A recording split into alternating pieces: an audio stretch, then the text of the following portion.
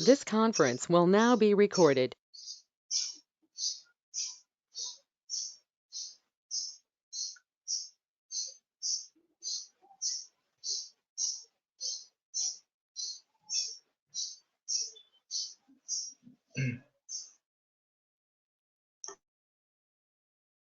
अद्य सोमवासरः अथवा इन्दुवासरः भाद्रपद शुद्ध त्रयोदशी दिनांक 31 अगस्त 2020 चरक सूत्रस्थान अध्याय 26 आत्रेय रुद्रगाथी। शंखं चक्रं जलौकान् दधतमृतघटं चारुदौर्भिश्चतुर्भिः सूक्ष्मस्वच्छातिरुद्यांशकपरिविलसन् मौलिमं भोजनेत्रं कालाम्भोदोज्ज्वलाङ्गं कटितटविलसच्चारुपीताम्बराढ्यं वन्दे धन्वन्तरिं तं निखिलगतवनप्रौढदावाग्निलीलं ब्रह्मणो हि समारब्धा मात्रेयाध्येषु पूरिताम् अस्मदाचार्यपर्यन्तां वन्दे गुरुपरम्पराम् आयुर्वेदरतं वन्दे माधवाख्यं महागुरुम् आयुर्वेदामृतं सर्वं शिष्येभ्यो यः प्रदत्तवान् द्रष्टा ज्ञानी दृष्टकर्मा कृतकर्मा तथैव च अध्यापको विषक्श्रेष्ठो महान् संशोधकस्तथा गुणैरेतैः समुदितैः यत्कार्यं प्रतनोति सः समृद्ध्यर्थं हि कार्यस्य वयं नु प्रयतामहे सरस्वत्यै नमो यस्याः प्रसादात् पुण्यकर्मभिः बुद्धिदर्पणसङ्क्रान्तं जगदध्यक्षं ईक्षते आत्रेयं प्रथमं वन्दे आयुर्वेदजगद्गुरुम् आयुर्वेदामृतं सर्वं गृहीत्वा हि सुरेश्वरा अग्निवेशादिकेभ्यो यत् प्रयच्छत् सत्तमः प्रथमं तन्त्रकर्तारम् अग्निवेशं नमाम्यहम्।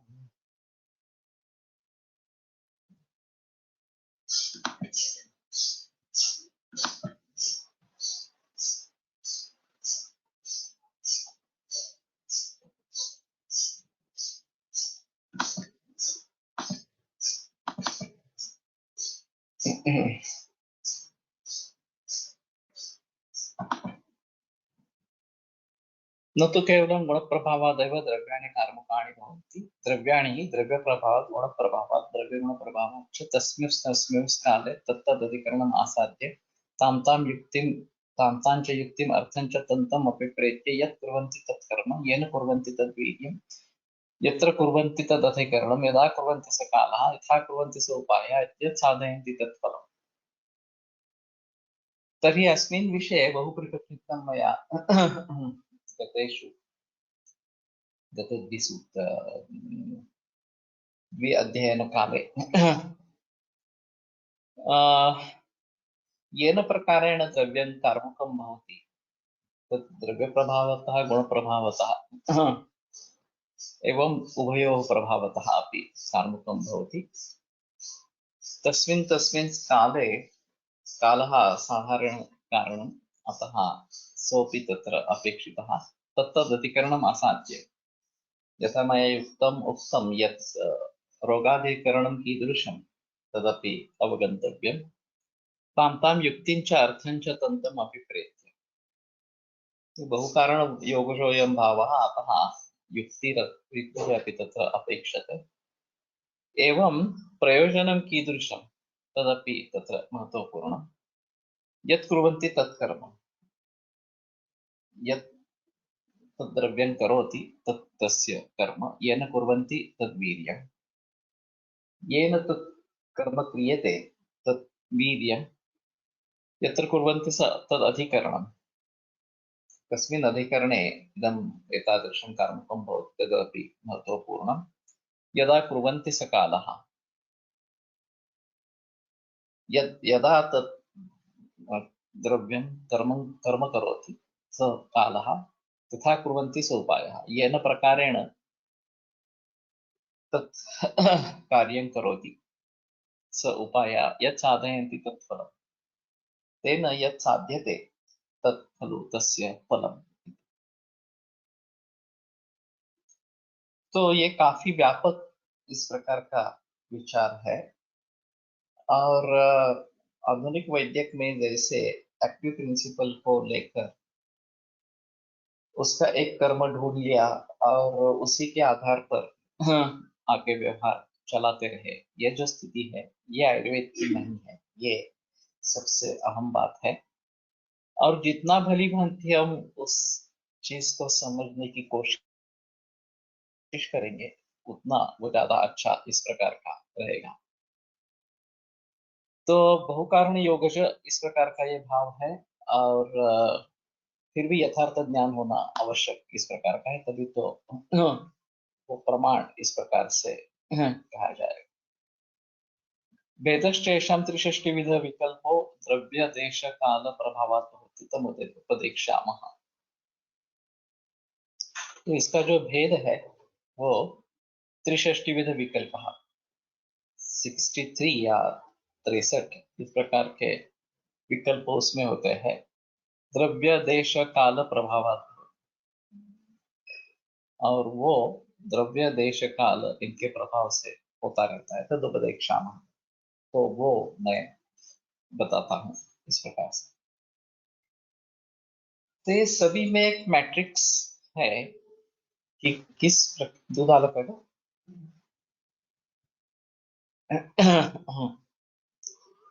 एक फर्मेंटेशन कॉम्बिनेशन किस प्रकार से होते हैं इसके बारे में काफी जिक्र हुआ है।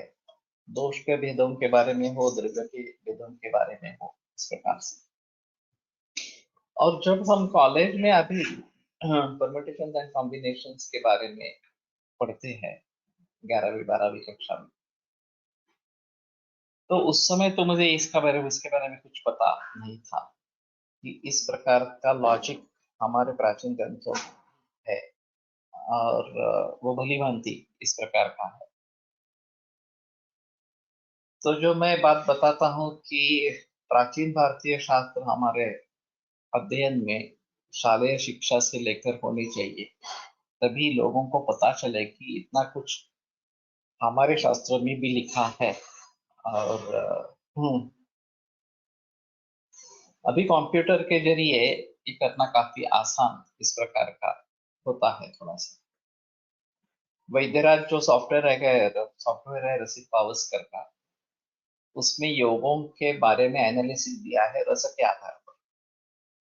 और रस का मान एक इस प्रकार से पकड़कर उसने किया है, उसमें तारतम्य होता है, तो उसके आधार पर कुछ उसमें बदलाव आएंगे।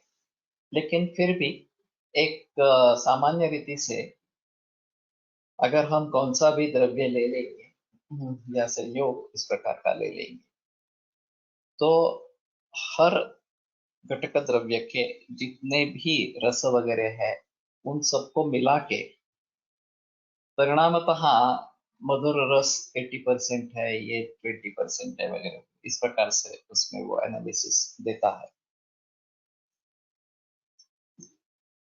तो ये एक तरीका हुआ, सीधा तरीका इस प्रकार से। लेकिन उस प्रकार से काम एक्चुअली होता नहीं है।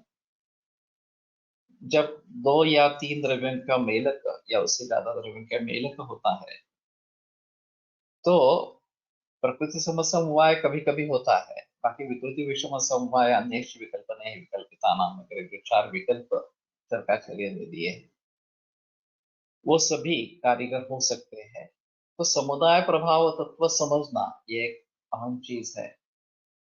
और मुनिरे वही जाना थी द्रव्य संयोग फलम, एक मुनि को ही ये बात समझ में आ सकती है, ऐसा ग्रंथों का कहना है, सुषमाचार्य का कहना है।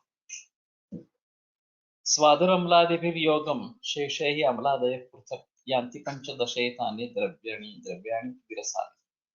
तो द्विरसादि रसानी द्रव्याणि, दो दो रस वाले जो द्रव्य है, स्वादु अम्लादिभिः योगम शेषैः याति, इस प्रकार।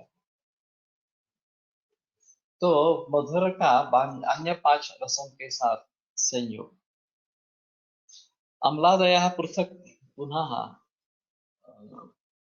लवण एक्सेट्रा इनके साथ सूत का संयोग हो जाता है, तो ये 15 इस प्रकार के बन जाते हैं। मधुर अम्ल, मधुर लवण, मधुर कटु, मधुर तिक्त, मधुर कषाय, ये 5 हो गए। फिर अम्ल लवण, अम्ल तिक्त, अम्ल कटु, अम्ल कषाय, ये 4 हो गए। फिर लवण कटु, लवण तिक्त, लवण कषाय, ये 3 हो गए। सो 5 4 3 9 3 12। तो फिर आगे इस प्रकार से करते जाएंगे तो ये 15 इस प्रकार के भेद होते हैं। पृथक अम्लादि युक्तस्य योगः शेषैः पृथक् भवेत्। मधुरस्य तथा अम्लस्य लवणस्य कटोस्तथा त्रिरसानि यथासङ्ख्यं द्रव्याण्युक्तानि विंशतिः।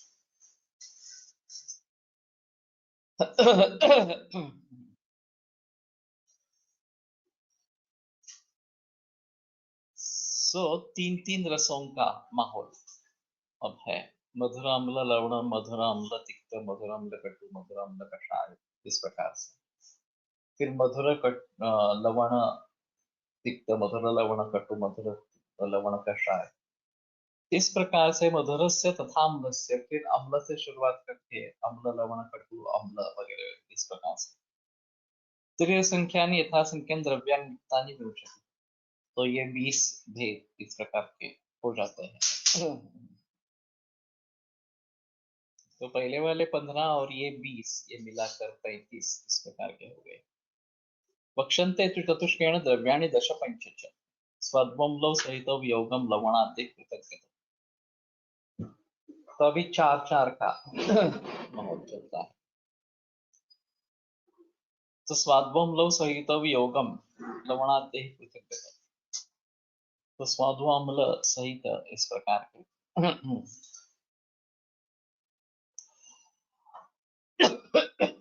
और फिर लवण और तिक्त, स्वादु अम्ल, लवण और कषाय, कटकटु, स्वादु अम्ल, लवण तिक्त, सॉरी कषाय, इस प्रकार से एक एक को ड्रॉप करके आगे आगे जाएंगे तो पंचदश ये हो।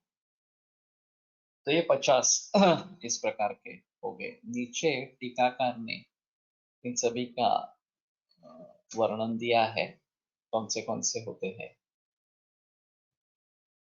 तो ये सिर्फ लॉजिक है और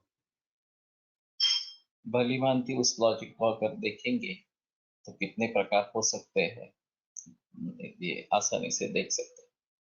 योगम शेषे पृथक चतुष्कर चतुष्क रस संख्यया सहित स्वादु लवणो तद्वत् कट्वादिभिः पृथक युक्तौ शेषैः पृथक योगम यातः स्वादु क्षणौ तथा कट्वाद्यैरम्ल लवणौ संयुक्तौ सहितौ पृथक यातः शेषैः पृथक योगम शेषैः रम्ल कटु तथा युज्यते ते पृथक् कषायण से तिक्तौ लवणौ क्षणम्। सो चतुष्क रस संख्या 4 4 रस के हिसाब से सहित स्वाद लवण तद्वत कटवादि पृथक।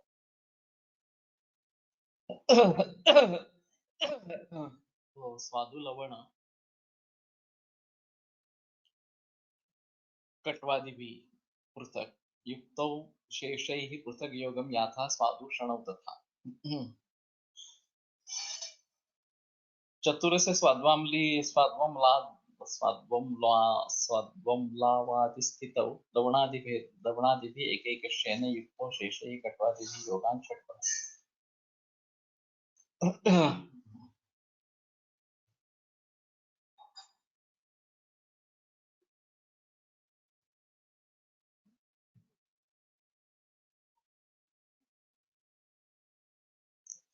मेरे ख्याल में हम इसको समझ सकते हैं।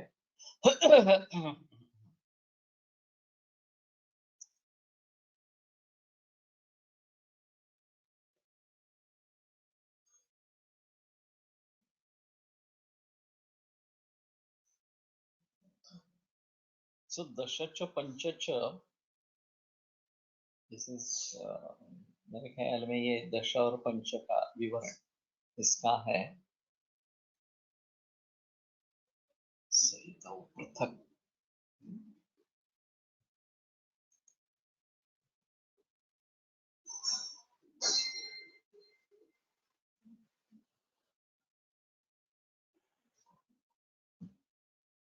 सतिक्त लवण उष्ण कषायण, सतिक्त लवण उष्ण एंड कषाय, इस प्रकार से। तो तीन तीन का पहले कॉम्बिनेशन बनाएंगे और फिर चौथा जोड़ते जाएंगे, इस प्रकार का थोड़ा सा रहेगा। पहले दो दो का कराया, सैदो स्वादुलगणों तद्वत कटवाद भी पृथक, फिर तीन तीन का बनाया और फिर चार चार का, इस प्रकार का हो जाएगा।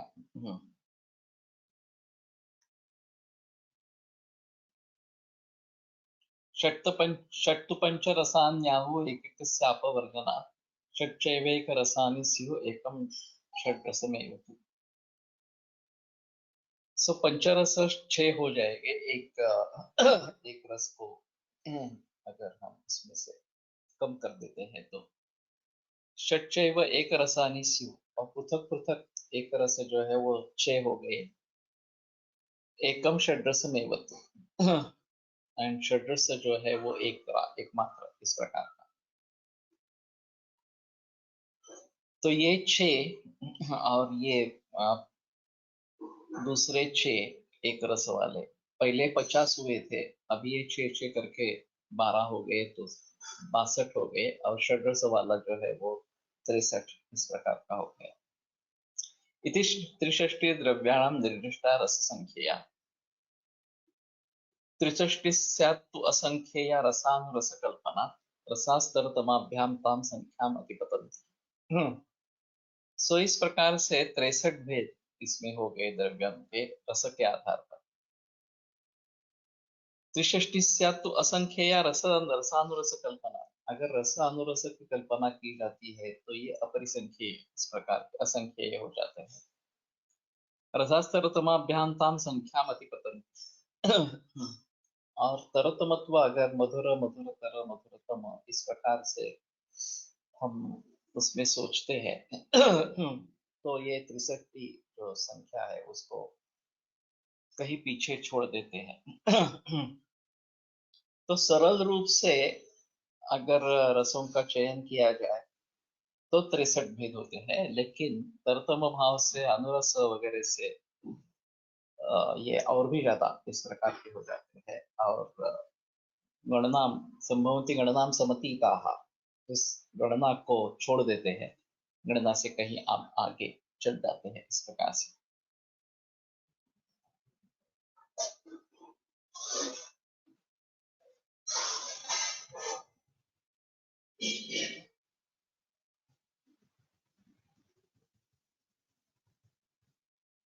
संयोगा सप्त पंचाशत कल्पना तो त्रिषष्टि था,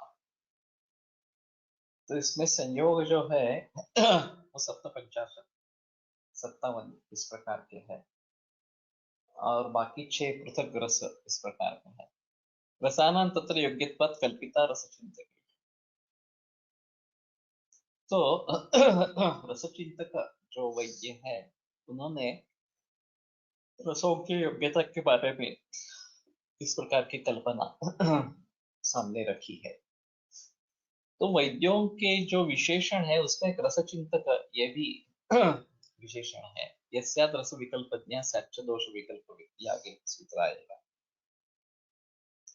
तो जो रस के विकल्प को जानता है और दोषों के विकल्प को जानता है, न समूह्य विकाराणाम हेतु लिंगोपशांति, तो विकारों के हेतु लिंग और औषध के बारे में, शांति के बारे में वो कभी भूल नहीं करेगा, इस प्रकार से। क्वचिद एको रस कल्प्य संयुक्ताश्च रसा क्वचित दोषौषधादीन संचिन्त्य विषया सिद्धिमुच्यते। तो कभी कभी एक रस का उपयोग करना है, क्वचित संयुक्ताश्च रसाः, कहीं कहीं जगह संयुक्त रसों का उपयोग करना है। दोषौषधादीन संचिन्त्य विषया सिद्धिमुच्यते।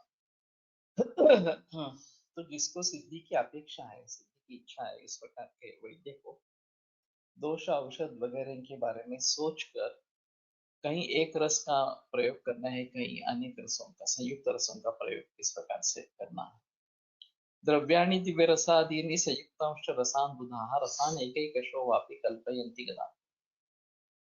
तो दो रस वाले और संयुक्त इस प्रकार के रस जो बुध या जानने वाले इस प्रकार के वैद्य है, एक एक वापि कल्पयन्ति गदा, या एक एक रस की कल्पना करते हैं गदान प्रति, रोगों के अनुसार उनका प्रयोग करते रहते। तो एक एक रस भी उपयोग में लाया जा सकता है, दो दो रस भी उपयोग में लाया जा सकते हैं, या संयुक्त रस इस प्रकार से भी उपयोग में लाए जा सकते हैं। यहाँ एक अहम चीज ऐसी है कि आहार रस प्रधान होता है और औषध जो है वो वीर्य प्रधान इस प्रकार का होता है। तो जब हम औषधि के रूप में प्रयोग करना चाहते हैं तो वीर्य का उपयोग करना ज्यादा बेहतर इस प्रकार का है। फिर भी दोषों के 63 भेद और रसों के 63 इस प्रकार के भेद और अच्छे स्नेहपान के बारे में बताते हैं, तो वो चतुष्षष्टि विचारणा विचारणा स्नेह 64 टाइप्स का इस प्रकार का बताया गया है।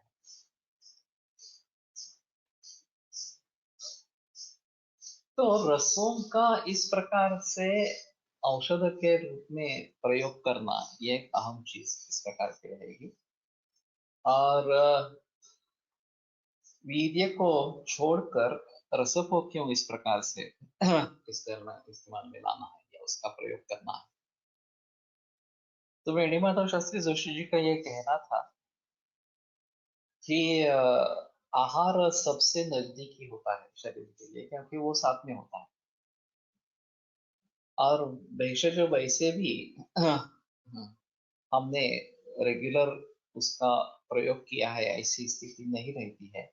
केवल रोग की अवस्था में उस प्रकार के भेषज का प्रयोग होगा, या फिर रसायन स्वरूप का प्रयोग स्वस्थ वृत्त में किया जा सकता है। तो सबसे अहम चीज ये रहेगी कि आहारों से दोष बिगड़ते हैं और उनको ठीक करने के लिए अगर उस आहार का त्याग और उसके विपरीत आहार का सेवन इस प्रकार का किया जाए, तो ये बेहतर ऑप्शन है कि हम औषधियों के लिए जाए। उससे बेहतर है कि हम आहार द्रव्य का ही प्रयोग करें और उसी से दोष साम्य प्रस्थापित करें। लेकिन ये उतना आसान नहीं होता। एक तो एक रसात्मक द्रव्य इस प्रकार से मिलते नहीं है। यहाँ पे बात की गई है कि एक रस भी प्रयोग में लाया जा सकता है, लेकिन उस रस का प्राधान्य होगा ऐसा बता सकते हैं, वही रस केवल होगा ये बताना काफी मुश्किल होता है।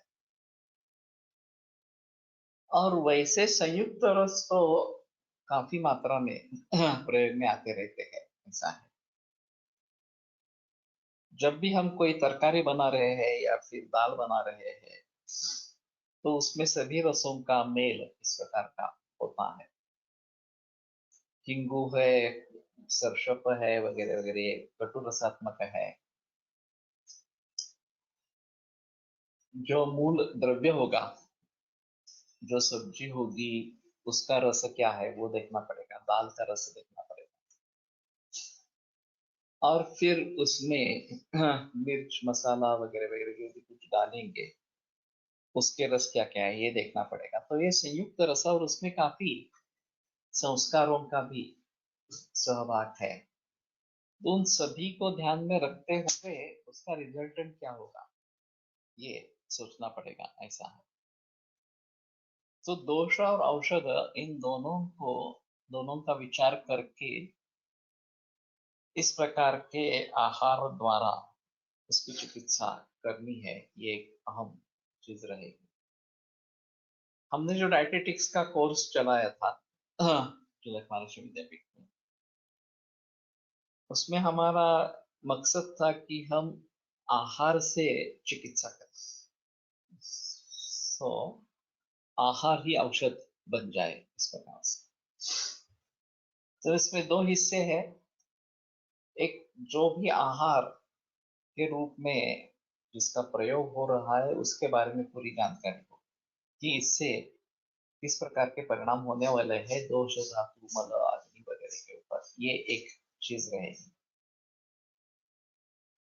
और दूसरी चीज ऐसी रहेगी, अगर कोई पर्टिकुलर हेतु सेवन है तो उसके विपरीत हम क्या कर सकते हैं, वो टालने के लिए बताना ये तो एक चीज है ही, लेकिन उसके आगे जाकर उसके विपरीत प्रकार, हेतु विपरीत इस प्रकार की चिकित्सा कैसे की जा सकती है ये देखना, ये आम चीज इस प्रकार की। कुर्वते ही रुचिन दोषा विपरीत समानया वृद्धा क्षीणाश्च भूयिष्ठम दक्षयन्ति अबुधास्तु। वृद्धा और क्षीण दोष विपरीत और समान की इच्छा करते हैं, और अबुध जो है व्यक्ति वो समझ नहीं पाता। तो ये भली भांति समझ लेना, ये एक अहम चीज रहेगी कि इस प्रकार की इच्छा या द्वेष उस व्यक्ति को जो है वो क्यों है, उसका मूल कारण क्या है, और फिर उसके अनुसार चिकित्सा करनी है, ये एक अहम चीज रहेगी। तो डायटेटिक्स का मकसद ही था। और वैसे तैल घृत और मधु ये तीनों आहार्य पदार्थ है जिनको परमौषध कहा गया है, और हम उनको परमौषध के रूप में प्रयोग नहीं करते हैं। घृत और मधु का अनुपान के रूप में ज्यादा प्रयोग करते हैं, तैल का प्रयोग ज्यादा अभ्यंग बस्ती के लिए किया जाता है। अर्थात सिद्ध घृत भी काफी है, और उनका अभ्यंतर प्रयोग किया जाता है, न केवल अनुपान के रूप में लेकिन औषधि के रूप में भी प्रयोग किया जाता है। लेकिन इन्हीं सभी चीजों को लेकर हम चिकित्सा कैसे कर पाएंगे, ये सोचना ये उस अभ्यासक्रम का मूल उद्देश्य इस प्रकार का था। और जिन्होंने ये कोर्स किया ये काफी संतुष्ट रहे, लेकिन फिर भी ऐसा था कि केवल इस प्रकार का डायटेटिक्स का प्रयोग करना ये काफी मुश्किल इस प्रकार की बात है। तो इसीलिए हमने ऐसा कहा था कि बीएमएस होकर ये कोर्स करो। बीएमएस होने के जरिए आयुर्वेद की प्रैक्टिस तो कर ही सकते हो, लेकिन आहार्य द्रव्यों का ज्यादा से ज्यादा प्रयोग करना आरंभ करो। और केवल इस प्रकार की डाइट से सलाह देने से उतनी आमदनी नहीं होती है जबकि डिस्पेंसिंग में होती है, ये एक दूसरी आम चीज है। तो मेरा सुझाव था कि आप इसमें डिस्पेंसिंग करो, आहार्य द्रव्यों के बारे में डिस्पेंसिंग करना आरंभ करो। जैसे कि सातु है, यव है, और उसके कुछ पदार्थ बना के उसको दे देना मरीज को इस प्रकार से। या मैंने एक ऐसा सोचा था कि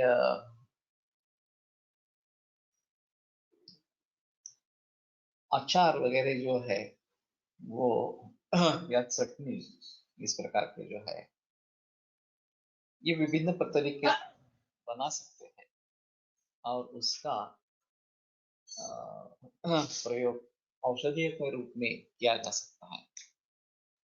या ग्रंथों में जो विविध पदार्थ दिए गए हैं जैसे कि रसाला है, उनके गुणधर्मों को ध्यान में रखते हुए उनका प्रयोग करना, ये एक आम चीज रहेगी जिसके बारे में ग्रंथों में जानकारी दी गई है उनके बारे में।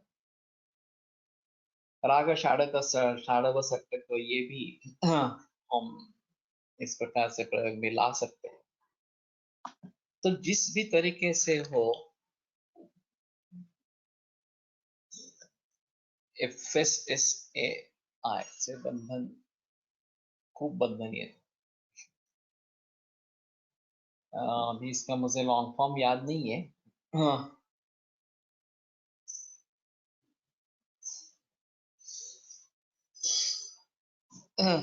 लेकिन अगर हम बड़े पैमाने पर समागम सर हेलो। हाँ, कैलकुलेटर जो भी लिखना है वो टाइप करे बेटे ऑप्शन।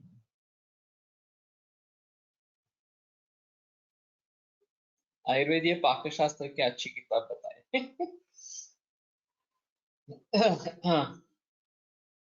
जैसे क्षेम कुतूहलम, भोजन कुतूहलम, ये दो किताबें हैं।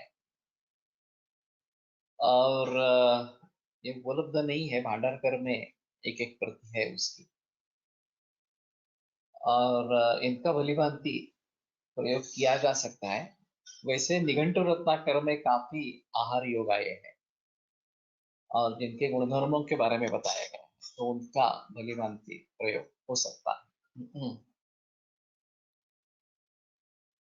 और एफडीए या एफडीए के समकक्ष इस प्रकार ये एफएसएसएआई ऐसा है जो केवल आहार्य द्रव्यों के बारे में बातें होती रहती है। तो इसमें एक्सपोर्ट के लिए भी भारतातील आहार नियंत्रण विभागाचे खूप बंधन आहेत। ठीक है, अभी ये आत्मनिर्भर भारत इसमें अगर इसके बारे में कुछ हो सकता है और इसमें एक्सपोर्ट भी अगर हम कर सकते हैं तो ज्यादा बेहतर इस प्रकार का रहेगा। तो ये मुसीबतें तो रहेगी, खास करके भारत में ये तो है ही। लेकिन फिर भी छोटे पैमाने पर शुरू करना, अपने ही क्लिनिक में देना आरंभ करना और फिर जैसे मौका मिले इस प्रकार से कुछ करेंगे तो हो सकता है। तो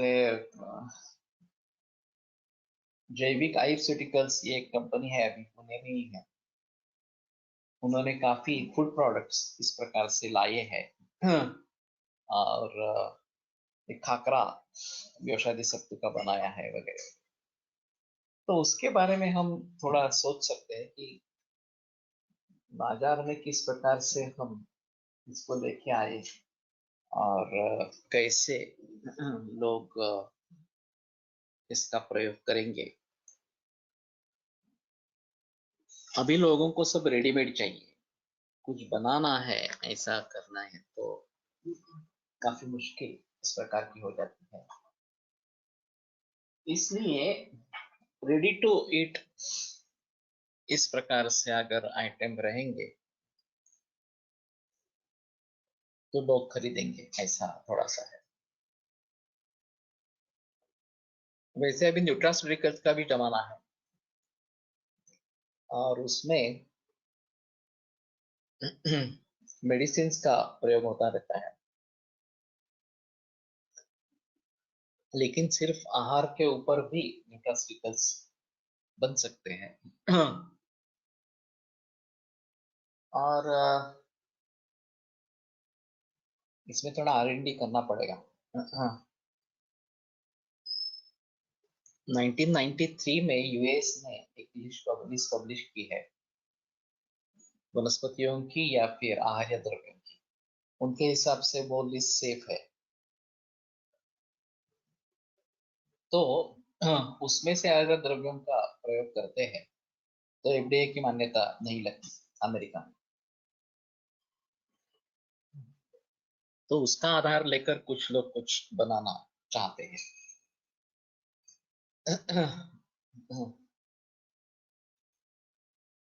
गेहूं और ये चना, इसका एक फ्लोर मिलता है, आटा मिलता है जिसको सातू से पीठ कहते हैं, लेकिन वो सातू से कुछ संबंध नहीं है उसका, ये अलग ही है। उसको भून के, उन दोनों को भून के ये बनाया जाता है आटा, और पौष्टिक है, ऐसा है। लेकिन उसमें गेहूं और चना के गुण मिले थे, ऐसा। लेकिन कहने का मतलब है कि निघंटु रत्नाकर में काफी इस प्रकार की पाककृतियां हैं। भोजन कुतूहलम में है, क्षेम कुतूहलम में है, एक पाकदर्पण भी एक कभी किताब मिली थी प्राचीन, तो वो भी हम प्रयोग में ला सकते हैं। इन सभी के आधार पर कुछ पाककृतियां बन सकती है। होटल पथ्यम की जो कंसेप्ट है उसमें दो तरीके से प्रयोग किया जा सकता है। जो पॉपुलर रेसिपीज है उसमें हितकारित्व कैसे बढ़ाए, जैसे कि पाव भाजी पानी पूरी वगैरह के बारे में, तो लोग उसको पसंद करेंगे। और दूसरी चीज जो हितकारक है उसको पॉपुलर कैसे बनाए। मूंग के विविध प्रकार हम उसका अगर प्रयोग कर सकते ला सकते हैं, और रेडी टू ईट इस प्रकार के बना सकते हैं, या कुछ थोड़ा सा ही काम करना है। सूद शास्त्र बुक इज अवेलेबल बाय वैद्य अभिजीत सराफ। मैंने ये देखा भी है। लेकिन एक बार उसने मूल श्लोक दिए हैं क्या, एक बार देखना पड़ेगा। और उसके आधार पर जो भी विधि बताई होगी वो एक बार देखनी पड़ेगी। शांति से, ओके। तो इस प्रकार से अगर हम करेंगे तो अच्छा रहेगा। और रसों के आधार पर चिकित्सा होती रहेगी, ये सबसे अहम है। और दूसरी चीज है कि विदेशों में खास करके जब आयुर्वेद अप्रूव्ड नहीं है, मान्यता नहीं है आयुर्वेद को, तो दवाइयों के बारे में संदेह हो सकता है। लेकिन फूड मटेरियल अगर है तो उसके बारे में संदेह नहीं रहेगा। वो आसानी से बिक सकता है और उनके जरिए प्रैक्टिस भी चल सकती है। तो हमें इसके बारे में थोड़ा सोचना है कि वहां प्रचलन में किस प्रकार के आहार द्रव्य है, और उसमें हम क्या सुझाव दे सकते हैं, क्या परिवर्तन कर सकते हैं, ताकि उसका प्रयोग आहार के रूप में हो जाए। तो वैसे हमारे यहाँ पूरे भारत देश में विभिन्न परंपराएं हैं। दक्षिण से लेकर उत्तर तक, या पूरब से लेकर पश्चिम तक, जितने भी देश है, राज्य है, उनकी हर एक की एक अलग अलग खासियत इस प्रकार की है। और अगर कर्नाटक के पदार्थ हम महाराष्ट्र में बताएंगे जिनके बारे में कुछ मालूम नहीं है लोगों को इस प्रकार से, तो उसका साथम्य न होने के कारण वो दवा के रूप में भी प्रयोग कर सकते हैं, रस प्रधान होकर भी। ये एक बात बनी।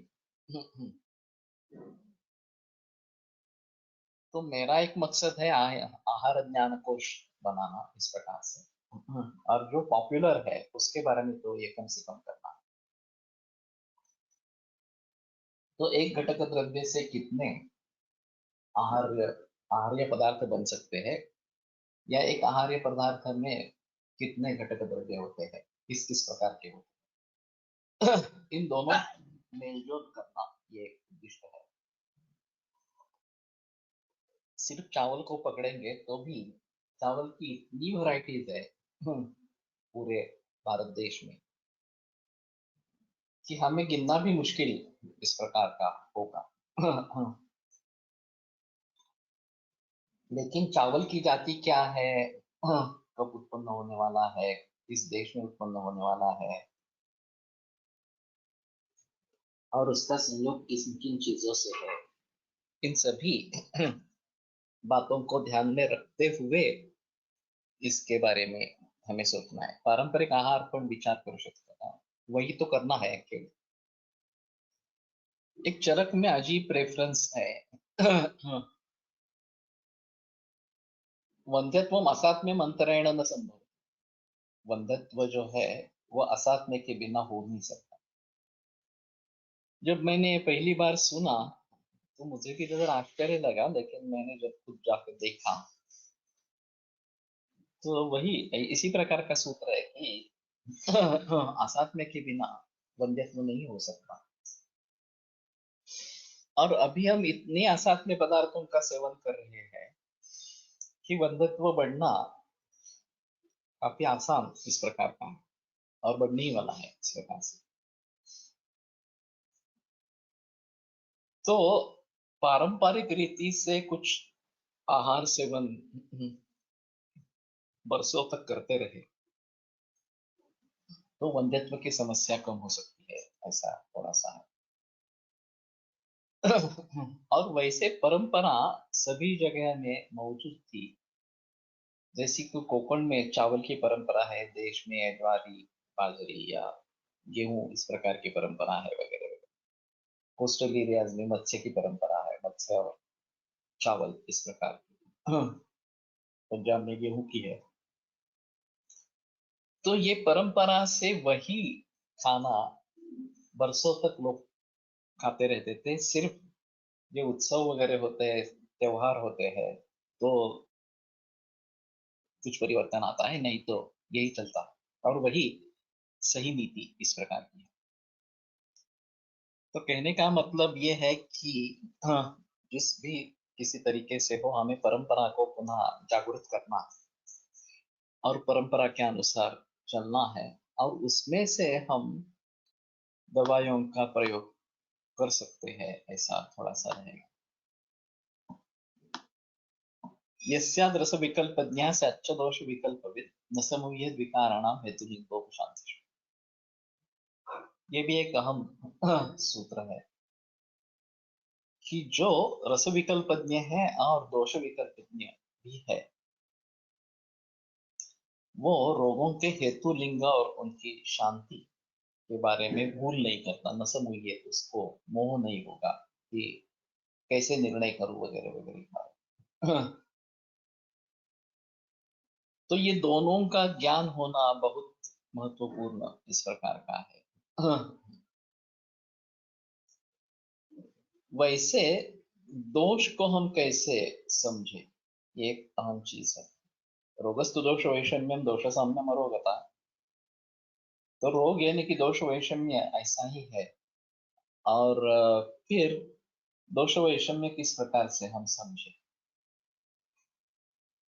तो उसमें स्रवसव्यास वेदस्वाप साधुरुक्तोद वेदनम वगैरह जो लक्षण दोषों के बताए गए हैं, उन लक्षणों को सामने रखते हुए ये इस दोष का लक्षण है, ये इस दोष का लक्षण है वगैरह वगैरह। ऐसा अगर उसका क्लासिफिकेशन हम करें और फिर समझने की कोशिश करें कि ये वात से है, ये पित्त से है, ये कफ से है वगैरह इस प्रकार, फिर किस स्थान में है, दोषों के अपने अपने स्थान में है या कहीं दूसरी जगह इस प्रकार के है, उसकी तीव्रता कितनी है, बहुत ज्यादा है, मीडियम है, कम है, इस प्रकार से। और फिर उससे एसोसिएटेड दूष्य कौन से है, रसरक्ता की जो है वो, उसके बारे में सोचना। और अग्नि की स्थिति कैसी है, शारीर बल मानस बल कैसा है, ये सब सोचकर फिर रस विकल्प आरंभ करना है कि इस प्रकार की दोष स्थिति को काबू में लाने के लिए इस प्रकार का रस विकल्प मुझे चुनना है, इस प्रकार से। तो एक कारणों से भी दोषों के बारे में सोच सकते हैं कि अगर स्तंभ इस प्रकार का कार्य है, दिखाई दे रहा है, तो स्तंभ शीत से भी हो सकता है, कषाय रस से भी स्तंभ हो सकता है।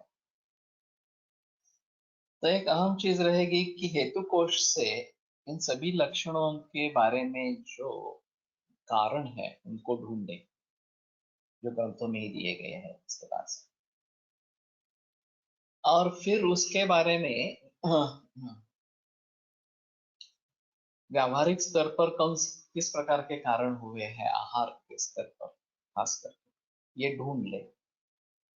फिर उसको टालना है और उसके विपरीत इस प्रकार का आहार हम ले सकते हैं, उसके बारे में सोचें। तो फिर उनका भलीभांति प्रयोग किया जा सकता है और हम रस विकल्प से उनकी चिकित्सा कर सकते हैं। बाकी गुणों को भी हम ध्यान में रख सकते हैं, केवल रस का ही प्रयोग करना है ऐसा नहीं, बाकी जो गुण है वो भी हम देखेंगे। दही ऐसा पदार्थ अनिश्चंदी है और मरीच जो है वो प्रमाथी इस प्रकार के गुणधर्म वाला है। तो अगर दही का सेवन ज्यादा प्रमाण में या गलत ढंग से हुआ हो तो हम मरीच को उसके बारे में सोच सकते हैं कि मरीच का प्रयोग कर सकते हैं इस प्रकार से। अथवा नामुद्ग स्वल्पम नाक्षोदरम तन्नाकृतसितो बलम नचानामलकन्नाथ। तो मुद्ग सूप या हाँ, शौद्र मधु या फिर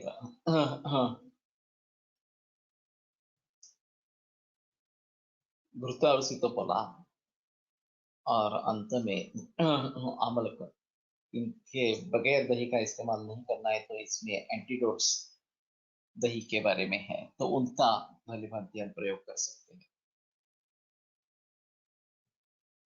तो किस प्रकार के रस का सेवन ज्यादा हुआ है और उसको टालने के लिए कैसे कहेंगे और उसके विपरीत रस के सेवन के बारे में कैसे बताएं। सुश्रुत में एक रस प्रतिद्वंद्व इस प्रकार के आए हैं और कौन से रस के अति सेवन के लिए किस रस का प्रयोग करना है इसके बारे में जिक्र किया है सूत्र सर में ये बात आई है। तो उनको भी हम भलीभांति देख सकते हैं और फिर इस प्रकार से नए रोगों की चिकित्सा हो सकती है कि किन प्रकारों के रसों का सेवन हुआ है और उसको काउंटर एक्ट करने के लिए, उसका प्रतिकार करने के लिए किन रसों का सेवन करना चाहिए, ये हम उसके बारे में सोच सकते हैं और फिर उसके आधार पर उसकी चिकित्सा हो सकती है। तो ये एक अहम चीज रहती है कि हम किस ढंग से रसों का चिकित्सा में प्रयोग कर सकते हैं। व्यक्तः शुष्कस्य चादौ च रसो द्रव्यस्य लक्ष्यते विपर्ययेणानुरसो रसो नास्ति सप्तमः। तो जो एक अव्यक्त इस प्रकार का जो रस किसी मुनि ने बताया था उसका परिहार करते हैं।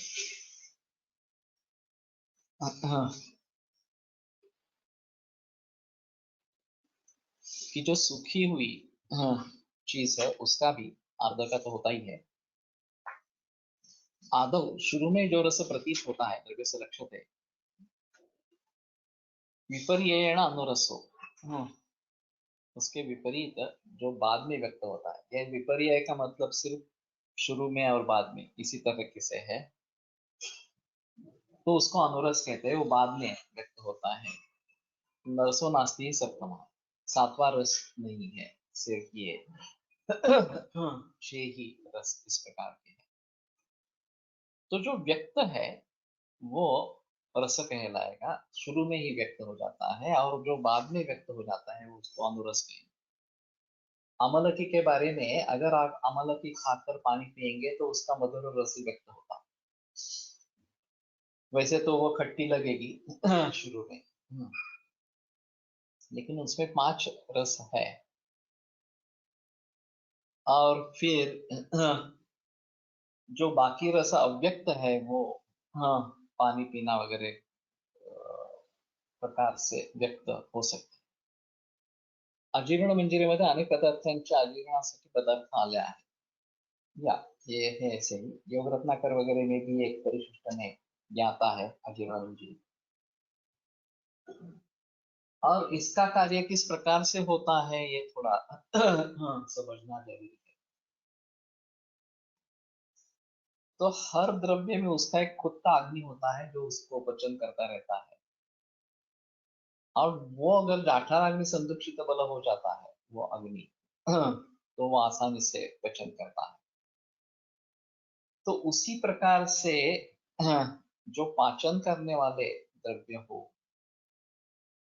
वो अगर हम प्रयोग में लाते हैं तो उस द्रव्य का पाचन भली भांति इस प्रकार से हो सकता है या उसमें सहायता इस प्रकार की मिलती है। और ये काफी अजीब है। आजीवन के लिए आए हुए जो अ, पदार्थ आए हैं वो काफी अजीब इस प्रकार से। पोहे, ये पाचन के लिए दूध, ये बताया गया है, दूध का। तो वैसे दूध मधुर मधुर शीत है, फिर भी वो उसके पाचन के लिए समर्थ इस प्रकार का होता है। तो उन चीजों को ध्यान में रखें। और वैसे परंपरा से जिन मसालों का उपयोग होता है, जो स्पाइसेस इस्तेमाल में लाई जाती है, विशिष्ट सब्जियों के लिए या विशिष्ट मांसाहार के लिए विशिष्ट मसालों का प्रयोग होता रहता है, तो उसमें उसके पाचन की क्षमता रहती है। इसलिए पारंपरिक रूप से ही वो पदार्थ उन्हीं मसालों का प्रयोग करके बनाइए, ये सबसे बेहतर इस प्रकार का। अगर हम उन परंपराओं को नहीं जानते हैं तो कैसे करेंगे, ये अलग चीज रहेगी। लेकिन जो बूढ़े आदमी है, बूढ़ी औरतें हैं खास करके, उनको हम इसके बारे में अगर पूछेंगे तो शायद हमें जानकारी मिल जाएगी। और फिर एक बार वो प्रयोग में आ जाए तो आगे आने वाली पीढ़ियां उसको समझ सकेंगी। तो इसलिए इनका प्रयोग करना आम है। क्षेम कुतूहल और भोजन कुतूहल बुक्स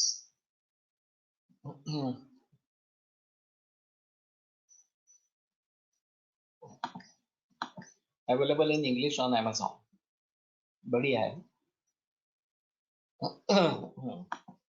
एक मेरे ख्याल में आनंदाश्रम का था, एक आनंदाश्रम की एक किताब थी, लेकिन वो एक्सटिंक्ट हो गई थी। त्रिदोष चिकित्सा, पांचभौतिक चिकित्सा, तशीच षड्रस चिकित्सा। सही है। तो षड्रसों के आधार पर चिकित्सा इस प्रकार से हो सकती है, क्योंकि दोष और रस इनका डायरेक्ट संबंध है, सीधा संबंध है, महाभूतों के आधार पर ही है। लेकिन सीधा संबंध है। और आहार जबकि रस प्रधान है तो दोष दृष्टि जो होती है वो रसों के आधार पर होती है, और फिर उसको उसी तरीके से ठीक किया जा सकता है। How should we think about millets? ये काफी मुश्किल काम है।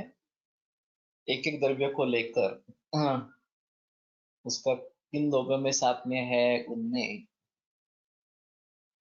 देखना पड़ेगा। ज्वार के बारे में भी कहिए।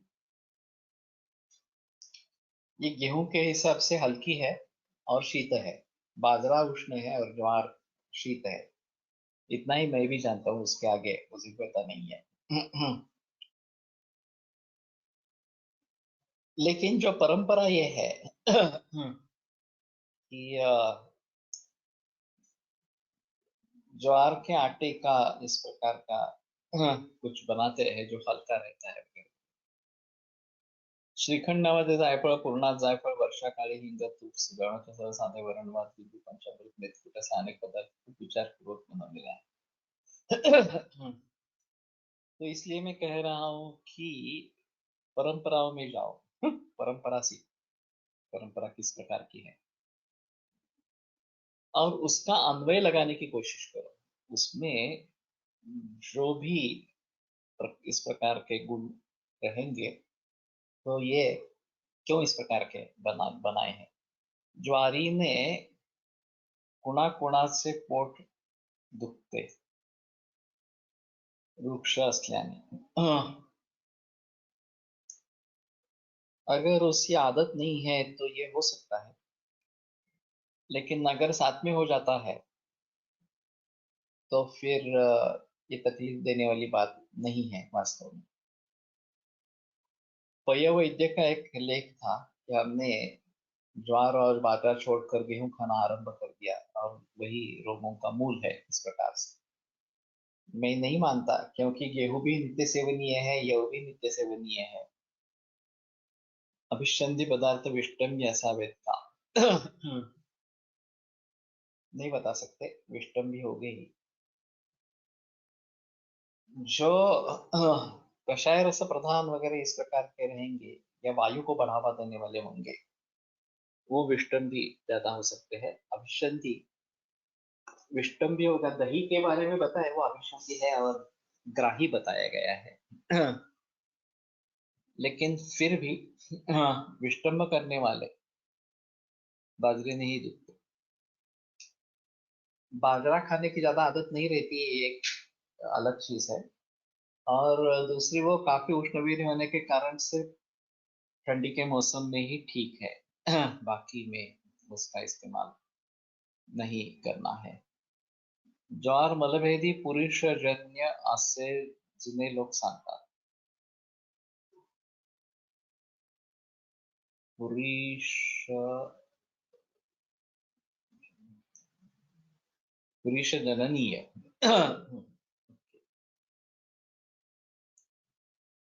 तो ठीक है, बाजरीने मुख्य भाग होतो रोज खाल्ल्यावर। तो ये उष्णवीर्य है, इतना ही हम इसमें से समझ पाएंगे। वैसे नागली भी अच्छी है।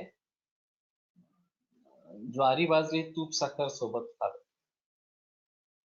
तो ये एंटीडोट के रूप में थोड़ा काम करेगा, ऐसा है। मेरे कहने का मतलब ये है कि इस प्रकार से जो चीजें प्रचलन में है, काफी मात्रा में प्रचलन, उनके बारे में हमें पहले सोचना है।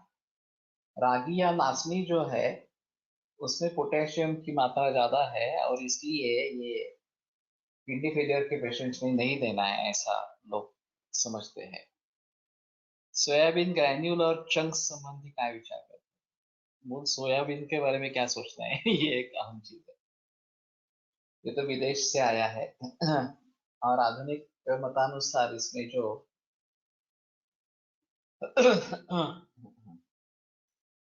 प्रोटीन्स हैं, वो भली भांति नहीं है। इस प्रकार के ओमेगा जो बताते हैं वो, ओमेगा या अभी पक्का याद नहीं है। तो उसके बारे में सोचना पड़ेगा। तो मैं तो सुझाव देता हूँ कि सोयाबीन अच्छा नहीं, उसका एग्रेसिव मार्केटिंग किया गया है और केवल वो ज्यादा बिके इसलिए कुछ भी बातें लोगों को बताई गई है। बाकी पदार्थ कैसे अच्छे नहीं है और ये कैसा अच्छा है, हाई प्रोटीन के लिए यही कैसे बेहतर है, इस प्रकार से लोगों की दिशाभूल इसमें से की गई है। प्रोटीनच्या नावाखाली हैदोस घातला सोयाबीन था, दैट इज ट्रू। सो ये सही नहीं है। शहद के बारे में हमें सोचना पड़ेगा कि शहद किस प्रकार से बुद्धिमानी प्रयोग में लाया जा सकता है इसके बारे में।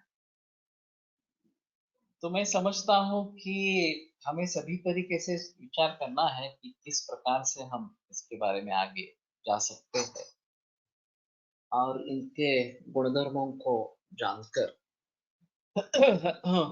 उसका इस्तेमाल कब करना है, नहीं करना है, किस ढंग से करना है, इसके बारे में सोचना पड़ेगा।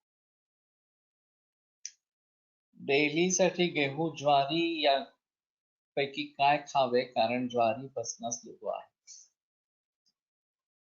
आपको जिसकी आदत है उसके बारे में सोचिए। वैसे हमारे लिए ज्वारी अच्छी है, इसमें कोई संदेह नहीं है। और कुछ लोग ऐसा भी करने वाले हैं कि सुबह है गेहूं और शाम को ज्वारी, इस प्रकार से। तो मेरे ख्याल में उसमें भी कोई प्रॉब्लम इस प्रकार का नहीं है। तो